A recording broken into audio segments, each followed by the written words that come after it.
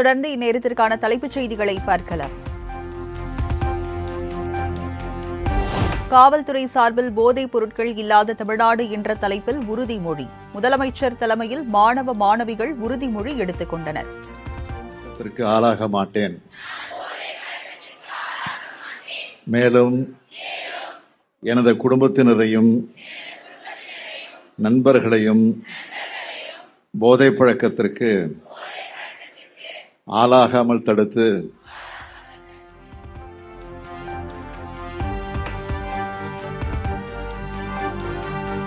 சிறப்பாக பணியாற்றிய காவல்துறையினருக்கு பதக்கம் மற்றும் ஊக்கத்தொகை. முதலமைச்சர் மு.க.ஸ்டாலின் கௌரவிப்பு.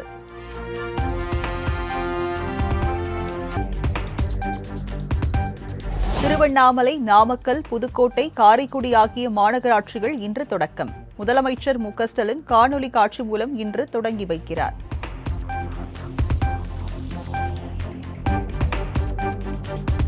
சென்னை மெரினா கடற்கரை அருகே நொச்சிக்குப்பத்தில் 9,97,00,000 ரூபாய் மதிப்பீட்டில் அமைக்கப்பட்டுள்ள நவீன மீன் அங்காடி இன்று திறப்பு. முதலமைச்சர் மு.க.ஸ்டாலின் திறந்து வைக்கிறார்.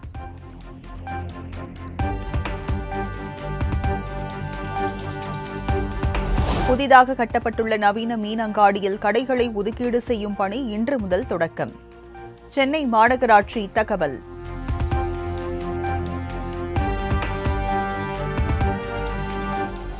தாழ்தள பேருந்து ஓட்டுநர்கள் மற்றும் நடத்துனர்களுக்கு போக்குவரத்து துறை புதிய உத்தரவு. மாற்றுத்திறனாளிகளை புகார் பெறாத வண்ணம் பேருந்துகளை ஏற்றி இறக்க வேண்டும் என மாநகர போக்குவரத்து கழகம் அறிவுறுத்தல்.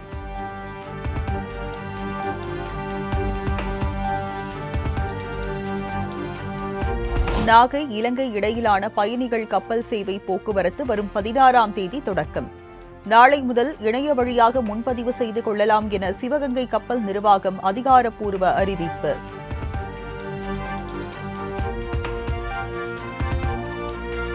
காவிரி நீர்பிடிப்பு பகுதிகளில் தொடர்மழை காரணமாக ஒகேனக்கல் காவிரி ஆற்றில் தண்ணீர் வரத்து அதிகரிப்பு. பிலிகுண்டுலுவிற்கு வினாடிக்கு 24,000 கன அடியாக இருந்த தண்ணீர் வரத்து தற்போது 30,000 கன அடியாக உயர்வு.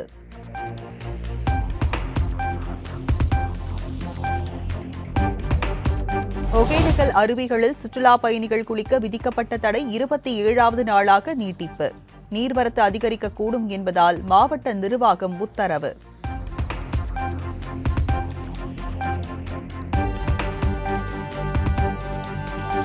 நடப்பாண்டில் 2வது முறையாக முழு கொள்ளளவை எட்டியது மேட்டூர் அணை. நீர்வரத்து வினாடிக்கு 26,000 கன அடியாக உயர்வு.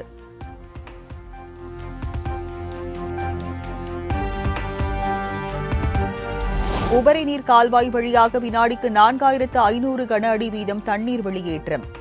நீர்வரத்து அதிகரிக்க வாய்ப்புள்ளதால் காவிரி கரையோர மக்களுக்கு வெள்ள அபாய எச்சரிக்கை.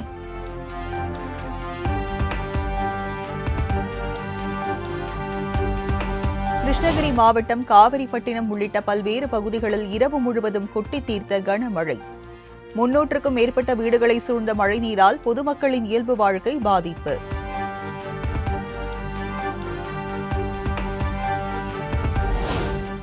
சேலம் மாநகரில் கொட்டி தீர்த்த கனமழை. பச்சப்பட்டி பகுதியில் 50க்கும் மேற்பட்ட வீடுகளுக்குள் தண்ணீர் புகுந்ததால் மக்கள் அவதி.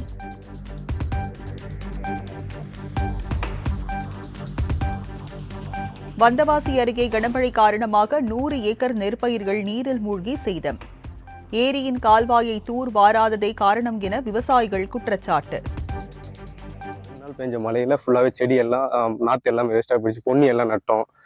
பொன்னி ஃபுல்லாவே 2 நாள் மழைக்கே ஃபுல்லா தண்ணி தேங்கிடுச்சு. இந்த காவா பாத்தீங்கன்னா அந்த காவா கொஞ்சம் தூர் வரனீங்கன்னா நல்லா இருக்கும். அந்த காவால ஃபுல்லாவே தண்ணி தேங்கி கைனி ஃபுல்லா நாசமாயிடுச்சு. ஃபுல்லாவே பெஞ்ச மழை. இது எங்களுது மட்டும் இல்ல, இது ஃபுல்லாவே எங்க சீக்கிரம் வந்து ஒரு 200 கிராமம் 200 வீடு இருக்கு. 200 வீடு வந்து பாத்தீங்கன்னா ஒரு 300 ஏக்கரா இருக்கு. 300 ஏக்கராவும் இதே மாதிரி. சேலம், கள்ளக்குறிச்சி, பெரம்பலூர், நாமக்கல், கடலூர் ஆகிய மாவட்டங்களில் இன்று கனமழைக்கு வாய்ப்பு.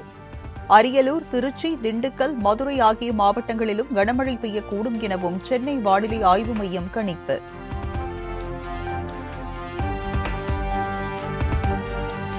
தருமபுரி, சேலம், ஈரோடு, நீலகிரி, கோவை ஆகிய மாவட்டங்களில் நாளை கனமழைக்கு வாய்ப்பு. திருப்பூர், நீலகிரி, தேனி, தென்காசி ஆகிய மாவட்டங்களிலும் கனமழை பெய்யும் எனவும் சென்னை வானிலை ஆய்வு மையம் தகவல்.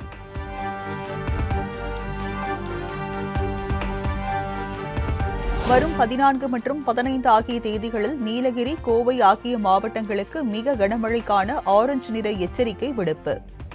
சென்னை வானிலை ஆய்வு மையம் அறிவிப்பு.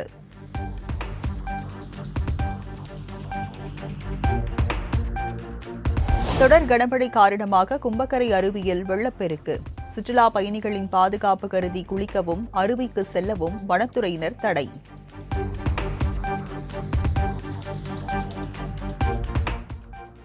சினிமாவில் சாதித்த உழைப்போடும் அர்ப்பணிப்போடும் அரசியலிலும் பயணித்து வெற்றி பெற வேண்டும். நடிகர் விஜய்க்கு MP கனிமொழி அறிவுரை.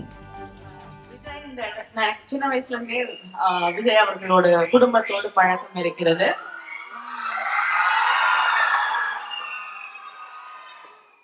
அதனால இந்த இடத்துக்கு இன்னைக்கு ஒரு கிட்டத்தட்ட எல்லாரும் கொண்டாடக்கூடிய ஒரு மிகப்பெரிய நட்சத்திரமாக வருவதற்கு அதற்கான உழைப்பு, அதற்கான பாதை எல்லாமே அவருக்கு தெளிவா புரிந்ததால் தான் அதை செய்ய முடிஞ்சிருக்கு.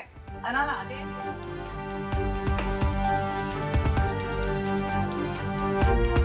சட்டவிரோத பண பரிமாற்ற வழக்கில் ஜாமீன் கோரி முன்னாள் அமைச்சர் செந்தில் பாலாஜி தாக்கல் செய்த மனு உச்சநீதிமன்றத்தில் இன்று மீண்டும் விசாரணை.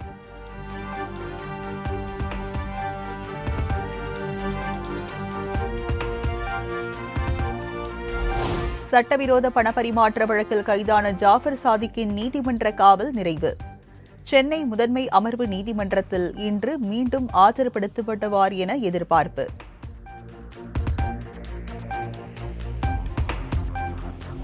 திருச்செந்தூர் சுப்பிரமணிய சுவாமி கோயில் சந்தோஷ மண்டபம் கடல் அரிப்பினால் இடிந்து விழும் அபாயம். கோயில் நிர்வாகம் உரிய நடவடிக்கை எடுக்க வேண்டும் என பக்தர்கள் கோரிக்கை.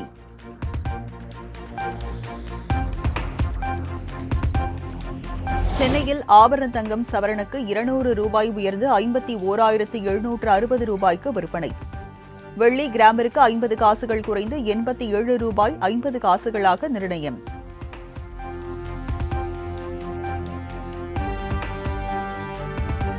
யானைகளுக்கு பாதுகாப்பான வசிப்பிடத்தை உறுதி செய்ய வேண்டும். உலக யானைகள் தினத்தையொட்டி பிரதமர் நரேந்திர மோடி வலியுறுத்தல்.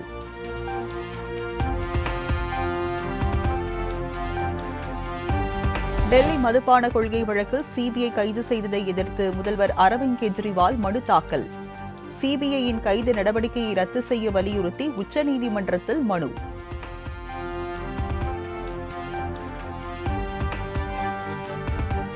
சபரிமலை ஐயப்பன் கோயிலில் இன்று நிறை புத்தரிசி பூஜை. ஆயிரக்கணக்கான பக்தர்கள் குவிந்து வரும் நிலையில் பாதுகாப்பு ஏற்பாடுகள் தீவிரம்.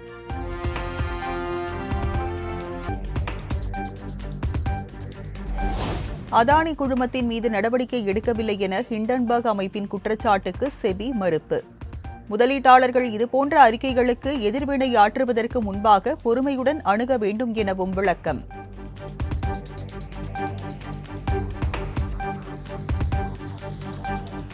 காங்கிரஸ் முன்னாள் தலைவர் ராகுல் காந்தி மீதான அவதூறு வழக்கு சுல்தான்பூர் நீதிமன்றத்தில் இன்று மீண்டும் விசாரணை.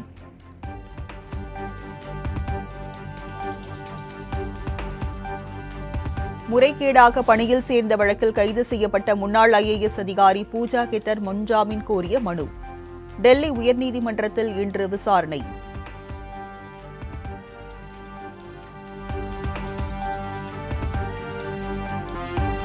ஒலிம்பிக் நிறைவு விழாவில் பிரான்ஸ் அதிபர் இமானுவேல் மேக்ரான், அவரது மனைவி பிரிகெட் மேக்ரான் ஆகியோர் பங்கேற்பு.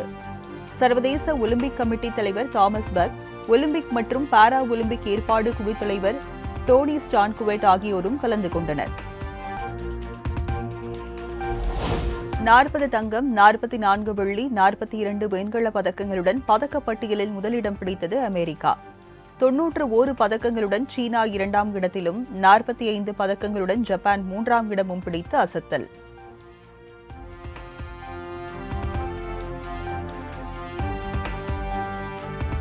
ஒரு வெள்ளி 5 வெண்கலம் என மொத்தம் 6 பதக்கங்களுடன் 71வது இடம் பிடித்தது இந்தியா. ஒரு தங்கப்பதக்கத்துடன் பாகிஸ்தான் 62வது இடத்தை எட்டியது.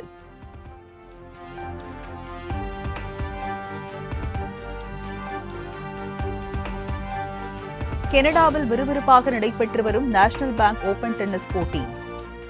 பெய்டன் ஸ்டார்ச்சை வீழ்த்தி அமெரிக்க வீராங்கனை ஜெசிலா பெகுலா அரையிறுதிக்கு தகுதி.